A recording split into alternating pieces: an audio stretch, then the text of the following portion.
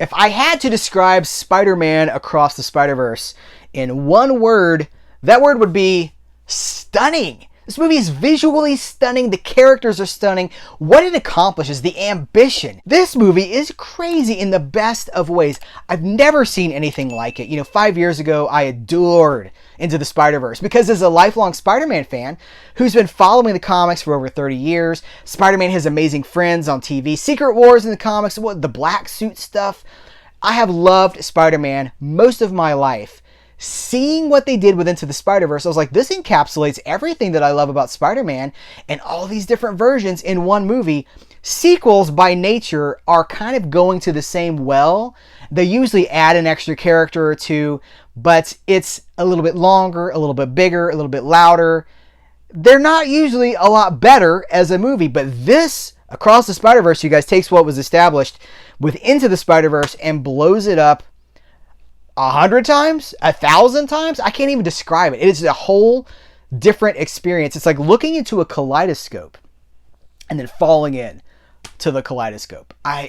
That's the best way I can describe it. It's like being lost inside of just imagination. I don't think I can think of a single other movie that is just so full of imagination and visual craziness in the best of ways. Look, there's so many different art styles represented here. There's watercolors where it looks like the walls are just starting to fade, not fade, to melt. There's the traditional computer stuff. There's a lot of comic book stuff. If you're thinking like, well, so there's a lot of Spider-Man stuff in this movie, right? But then they're not going to talk about blah, blah, blah. No, they do. It's in here. It's like the craziest elements of Spider-Verse, the things that the writers have been trying to forget, comics writers have been trying to get for the last 20 years. It's in there. It's amazing. This movie is amazing. And it's just the first of, there's two more movies. So this is the first. There's another movie following. This is the Empire Strikes Back of the trilogy, right? This is a movie that establishes the stakes. So there's more coming. And I don't even know like what's left to do. I'm telling you guys, the superhero game, the comic book movie as a format, as a genre, the bar has just been raised. I think Into the Spider-Verse raised it 5 years ago. It's kind of amazing we haven't seen copies of this, really, like other companies trying to chase what Into the Spider-Verse did. Maybe that's because it's just so crazy and so unconventional, they don't know how.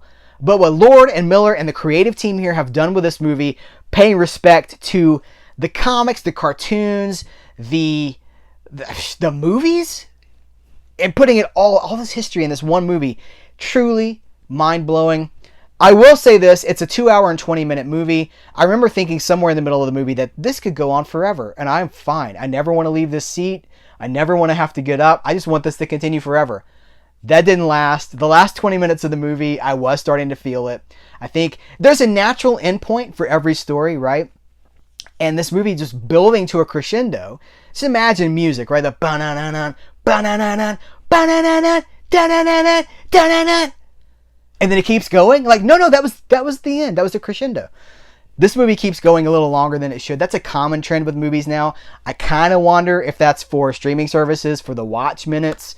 I don't know. But I was a little bit ready to go before the movie was actually ending because I just felt like it was like, no, we did that. Now it's time to go. We'll come back for the next one, right?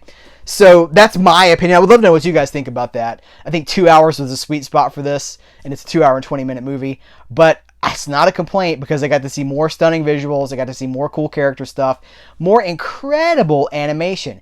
I'm telling you guys, if this is the future, like, I don't fear it. I embrace it. This is what I want from my comic book movies. I want endless possibility. I want boundless imagination. I want to feel like a water balloon full of many different colors of paint has been thrown at me and it's just washing over me. That's what this movie feels like. And I'm there for it, you guys.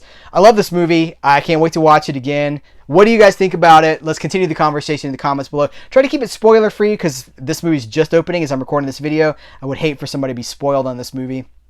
But I do want to know what you guys think about it because I love it. All right, guys. Thanks so much. Take care. Till next time, I will catch you later.